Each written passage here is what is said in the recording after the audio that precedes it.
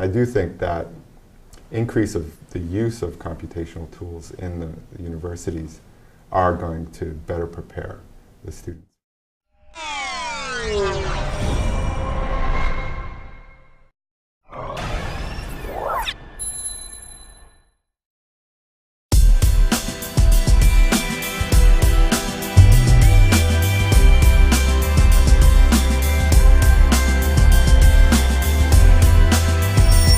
Welcome to the Drive for Innovation. We're at Mathworks in Natick, Massachusetts, and with me this morning is Tom Gaudette, who is Principal Academic Evangelist for the company, and Naomi Price, who is an editor not only on the Drive for Innovation, but EE Life and Innovation Generation.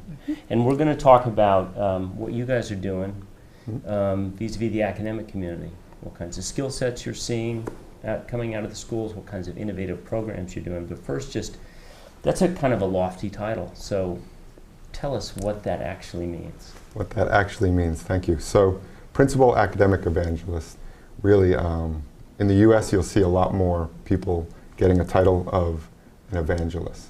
And the main goal of that role is to work with the customers and help the customers use the product.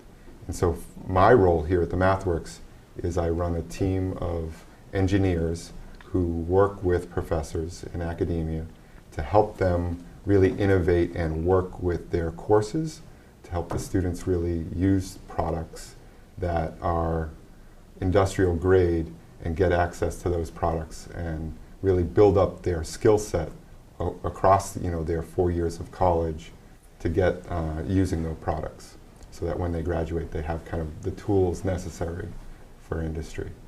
So mostly in college, but can you reach out to secondary schools as well to start priming the pump there? Absolutely. So we also support the Best Robotics and we support First Robotics. And in those areas, specifically around Best Robotics, we work with a lot of the managers or the mentors of the different teams and trying to help them understand how to use the tools to program the robotics. And then the students get access to those tools, get used to those tools, so that when they enter college, they've actually already seen the tools prior to entering the universities. So there's a lot of gnashing of teeth, wailing. You know, we're terrible at math. We're terrible at this, that, and the other thing. We don't have enough kids going into engineering programs. We don't have enough women going into engineering programs. What's your sense? Is there any truth to that? Is it a problem? Well, I think it's always really great to get more engineers, right? I'm an engineer and I really believe we should have more engineers. So, the First Robotics and the Best Robotics and those types of programs I do think are doing a great job of really motivating students and getting students to really understand what it is to be an engineer or to be in any of the STEM areas. For example, people used to say, the guidance counselor would say at the high school level, oh, you're really good in math, you must want to go become an engineer, right? And that wasn't always a great translation. But when the students are able to actually go build a robot, go build something, or go do the activities, they really get energized and excited about, oh, this is something that I'd want to do. And they really are helping, prime the pump and getting the students into the right programs. Are there programs that you see opening up that kids might be interested in, that they might not think of for their careers? I do. The one area that I see more diverse students coming into is actually in the power engineering, right? So a lot of the programs used to be power engineering. Not a lot of students were going into those programs, maybe 15, 20 years ago. But as the universities are kind of renaming those departments to be energy focused, you get a lot more students being excited about the idea of working on an energy problem and then solving the energy crisis or the different going into those different areas, and they normally get more of a diverse population, I see, and I think that's really a great thing. Interesting. We were talking before we fired the lights up and the camera up about these studies that you see from time to time, these stories that you see that 25 years ago, you couldn't have predicted the jobs that are driving the Right. economy today. Right. You know, not necessarily software engineering, but you know, nobody had ever heard of Facebook, Google, so on and so forth. Right. Do you get the sense that academia is better prepared, more flexible to sort of anticipate that today with integrated curriculum, any other types of programs that you're seeing? So I do think the integrated curriculum helps with those aspects. So if you think back 20 so years ago and you were in high school, you went to your math class and you did it out by hand. And the idea you wouldn't be able to show up with a calculator in your hand, right? Today, I know my kids are required to have a calculator to go off and do that class. If you look at the universities and what they're doing and the integrated curriculum, you see that they're taking products like Mathworks products, taking MATLAB, integrating it into the 4 years. And so the students are using the tools not just for one class, but for multiple classes. And that use of the tools is really getting so that when they graduate, it's a tool that they can pull out and solve any other problem, right? Versus just knowing the theory of one problem, or just knowing the computational tools are just for, say, solving a DSP problem. They're actually be useful for solving any type of problem because they've used it in multiple classes. And I do think that increase of the use of computational tools in the universities are going to better prepare the students for whatever the jobs of tomorrow will be.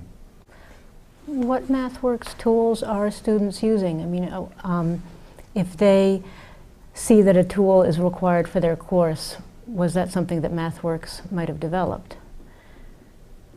So we have a student version that has a number of products on it, and the idea is they would be able to purchase that product, say as a freshman, use it maybe in a basic programming class or use it in a project-based learning class.